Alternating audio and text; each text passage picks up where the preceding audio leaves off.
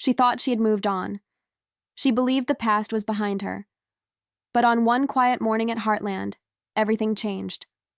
A familiar face returned, one she never expected to see again. And with that return came the tears, the doubt, and a moment that would change little Lindy's life forever. The sun rose slowly over the Heartland ranch. The light touched the tops of the barns and fields, casting long golden shadows over the hills. It was one of those peaceful mornings that felt like a fresh start. Birds chirped softly in the distance, and the cool breeze carried the scent of hay and wildflowers. Amy was already outside, walking beside Spartan. Her hand gently rested on the horse's neck, her touch calm and steady. Lindy, now a bit older, stood nearby watching her mother with wide eyes. She had always loved horses, and Spartan was her favorite. Amy smiled at her daughter and gave Spartan a small signal to trot. The horse responded gracefully. Lindy clapped her hands with joy. Inside the house, Jack sat at the kitchen table, sipping his coffee. The air smelled of toast and fresh eggs.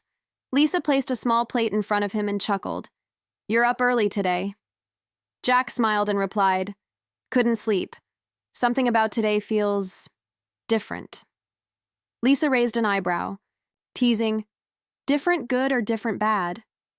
Jack shook his head. "Not sure yet. Everything seemed normal. Just another day on the ranch." But there was something quiet in the air, a kind of stillness, like the calm before a storm. Tim stopped by the barn, looking for Amy. He had a few papers in his hand and looked distracted. "Amy," he called out, "we've got to talk about the new clients bringing in that horse next week." Amy nodded. "I'll be right there." She handed Lindy a small brush and said gently, "Brush Spartan while I talk to Grandpa, okay?" Lindy nodded proudly. As Amy walked toward Tim, her boot stepped on something half buried in the dirt. She bent down and picked it up. It was a photo, old, dusty, and slightly torn at the edges. Her breath caught in her throat. It was a picture of her and Ty, taken years ago. They were smiling, holding hands, standing by the river behind the ranch. Amy stared at the photo, frozen. The memory hit her like a wave. The sound of the water, Ty's laugh, the warmth of his hand. Tim noticed the change in her face. "You okay?" he asked. Amy didn't answer at first. Then she slowly nodded, slipping the photo into her pocket. "Yeah," she whispered. "I'm fine." But she wasn't. She hadn't looked at a picture of Ty in months. She tried to be strong for Lindy, tried to move on. But now, just one small photo had opened a door she had tried so hard to close. Later, in the living room, Lou read a letter aloud. It was from Georgie. She was still training in Brussels and doing well, but something in her tone was different this time. "I miss everyone," the letter said. "And lately, I've been thinking a lot about Ty. I don't know why, but he's been on my mind." Amy felt the weight of those words. Was it just a coincidence, or was something pulling at all of them? Back outside, Lindy walked Spartan slowly toward the pasture. She was quiet, thoughtful, and then, for a moment, she looked up toward the ranch gates as if she felt something, someone, but there was no one there, not yet. The wind picked up slightly. The trees whispered. The day went on, but something was coming, something none of them could prepare for. The gate creaked. It wasn't loud. In fact, it was soft, barely there. But on a ranch like Heartland, where quiet means calm, even the smallest sound can feel like thunder. Jack looked up from his fence work. Something had caught his eye. A figure, tall, slow-moving, stood near the front gate. The morning sun was behind him, turning his face into shadow. He didn't say a word, didn't move, just stood there. Jack narrowed his eyes. At first, he thought it might be a delivery man, or maybe someone lost. But something about the man's posture, the way he stood, stirred something deep inside him, a memory he didn't expect to feel again. Amy was in the barn brushing Spartan when she heard copper bark once, then again. Lou stepped outside, frowning. "Do we have visitors?" she asked Jack. He didn't answer. He just walked toward the gate slowly, as if afraid that if he moved too fast, the vision might disappear. Amy came out too, wiping her hands on her jeans. She saw Jack staring at someone near the gate and followed his eyes. Then she saw him. Her breath stopped. Everything froze. The man turned his head slowly toward her. Amy's eyes locked with his. She dropped the grooming brush without knowing she did. Her heart began to race. Her legs felt weak. She didn't speak, couldn't speak, because the man standing at the gate looked exactly like Ty. Same eyes, same way of standing, same quiet strength, but it couldn't be. Ty was gone. Amy stumbled forward a few steps, not believing her own eyes. Was this a cruel joke? A dream? Jack moved ahead of her protectively. "Can I help you?" he asked, his voice stern but shaking slightly. The man nodded. I think you know who I am," he said softly. His voice was deeper, slower, like someone who had been through something, but there was something about the way he said it. Something only someone close to Ty would say. Amy whispered, No, this can't be." The man stepped closer. Lindy, who had been sitting on the porch, looked up. She didn't speak, just stared, as if she recognized him. Amy's hand covered her mouth. Her legs moved forward without thinking. "Ty?" she whispered again. The man gave a soft, painful smile. "I'm sorry, Amy. I know this is hard." Jack stepped between them. "What game is this? You better have a good reason for showing up here like this." The man reached into his jacket slowly and pulled out an old photograph. A photo of him and Amy, the same one she had found in the dirt. Just that morning, Amy's knees buckled, and she sat down hard on the step. Her eyes filled with tears. This wasn't a dream. This wasn't a prank, but it couldn't be real. Could it? Lou came outside with Katie behind her. They both froze when they saw the man. Lisa stepped out next, her hand covering her mouth. "Oh, my God," she whispered. Everything felt unreal, like time had stopped. Amy finally found her voice, barely a whisper. "Where have you been?" The man, Ty or whoever he was, looked away. His face was full of pain.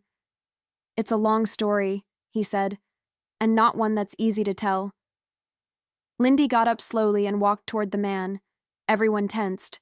Jack reached out to stop her, but Amy held his hand back. Lindy stopped just a few feet away. She looked up at him, and then she said one word. "Daddy?" The entire ranch fell silent. Amy's tears finally spilled. She buried her face in her hands and sobbed. The man knelt down, gently, carefully, and opened his arms. Lindy stepped forward, unsure. But then she leaned in and hugged him. No one moved, no one spoke, even the horses were still. And in that one moment, everything changed. He knew the name of the horse that died. He remembered the joke Jack told under the stars that night, by the campfire. He called Amy Lou's little sister, just like Ty always had when teasing her. But how? How could he know? Inside the ranch house, time felt frozen.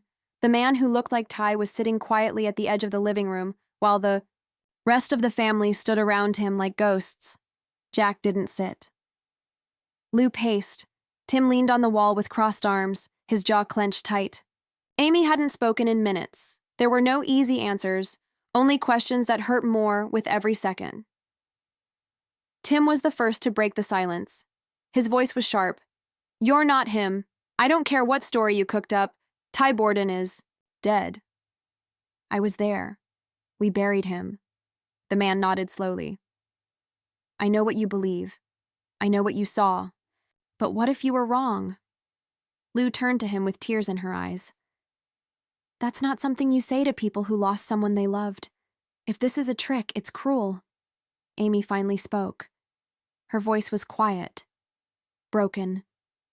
"You said it's a long story. Then tell it." The man looked down at his hands. His knuckles were rough, scarred. He took a slow breath and began to speak. It was in the hospital, after the surgery. I remember the pain, and then nothing. When I woke up, I was in a facility far north, some kind of private recovery unit. They said I was found near the edge of a riverbank, alive, barely. They didn't know who I was at first. I couldn't remember anything for months. They kept me isolated. Amy's brow furrowed. Why didn't you contact us when you remembered? His eyes filled with guilt. Because by the time I remembered, I saw the world had moved on. You had learned to live without me. You were strong. Lindy had grown. I didn't know if I belonged anymore. Amy stood up suddenly, her face red with emotion. So you let me grieve? You let me think you were gone? Let Lindy grow up without a father? Her voice cracked with pain. You let me break into pieces, alone. The man lowered his head, silent. Amy ran out of the house, past the barn, through the field until she reached the edge of the hill. Her legs gave out and she sank to the ground, the sky spinning above her. She screamed, not loud, but enough to let the grief out. The kind of cry that only comes after holding too much in for too long. Behind her, the wind moved through the tall grass. The horses in the paddock stood still. Even nature seemed to respect her pain. Jack found her there some minutes later. He didn't speak. He just stood near her, waiting. Amy wiped her face. If it's him, if it really is, then why do I feel like I'm losing him all over again? Jack looked out at the horizon. Because grief doesn't ask for permission, and sometimes even hope hurts. Back at the house, Lindy sat near the stranger, Ty, or maybe not Ty. She looked up at him and asked, Do you remember when I fell off the haystack and scraped my elbow?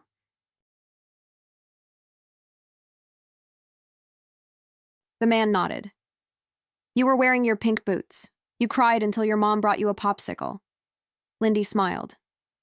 Daddy always knew how to fix it. Tim watched the exchange quietly, his arms now at his sides. Lou whispered to Lisa, If it's not him, then how does he know these things? Lisa shook her head. I don't know, but I've never seen Amy cry like that since the funeral. Everything now felt unsure. Memories that once brought comfort were now questions. Was this man truly Ty? Had he been lost? Or was this something more complicated? Something they weren't ready to face? Amy returned later that evening. Her eyes were tired, her shoulders heavy, but she walked straight up to the man and said one thing. If you want to stay, you'll take a DNA test. He nodded. No fight. No denial. Amy looked at Lindy, who was now curled up on the couch with Spartan's halter in her hands. She whispered, I just need the truth, because the truth was all she had left to hold on to. Sometimes children see what adults are too, hurt to believe. They don't need proof. They don't ask for explanations. They just feel it, deep in their hearts, and they trust it. That's what happened next. The evening light turned soft as gold, bathing the Heartland ranch in a warm, quiet glow. The chaos of the day had faded into silence. The questions still hung in the air, but no one had the energy to ask them again. Amy stood by the barn, arms crossed, watching the horizon. She looked exhausted, not just tired, but emotionally drained. The man who might be Ty stayed seated on the porch steps. He didn't try to talk anymore. He just watched the ranch like someone trying to remember a dream. Then Lindy came out of the house. She didn't speak. She didn't look at anyone. She walked down the steps, past her mother, and stood in front of the man. She held something in her small hands, a folded piece of paper. He looked at her gently. What's that? Lindy opened it slowly. It was a drawing, crayon lines, a family of 3, a woman, a girl, and a man, all standing under the Heartland sign. The man had dark hair and a smile.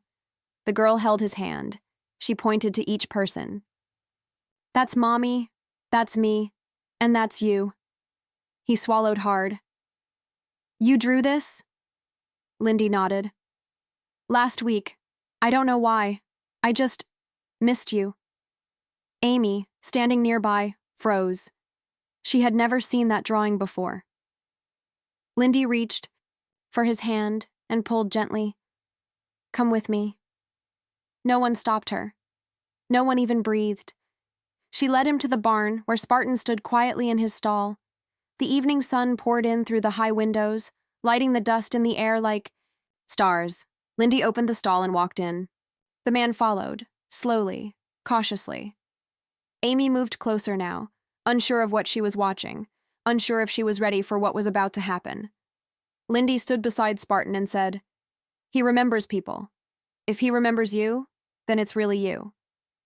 The man stepped forward. Spartan lifted his head. For a moment, nothing happened. Then Spartan snorted softly, a sound of recognition, and moved his head gently toward the man's chest. He didn't flinch. He didn't pull back. He leaned. And just like he used to when Ty came around, Amy's hand went to her mouth. She remembered that exact moment years ago, when Spartan had accepted Ty, not just as a writer, but as family. Lindy smiled. "See? He knows you." The man reached out and stroked the horse's neck. "Hey, old friend," he whispered. His voice broke, but his hand was steady. Amy stepped forward slowly. She didn't speak. She just watched. Lindy turned to her mom. "Can he stay?"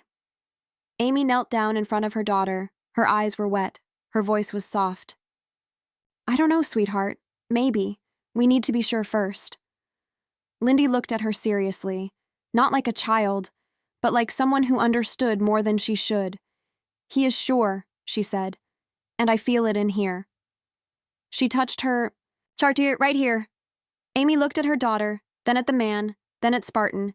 She had been holding pain for so long, building walls to protect herself.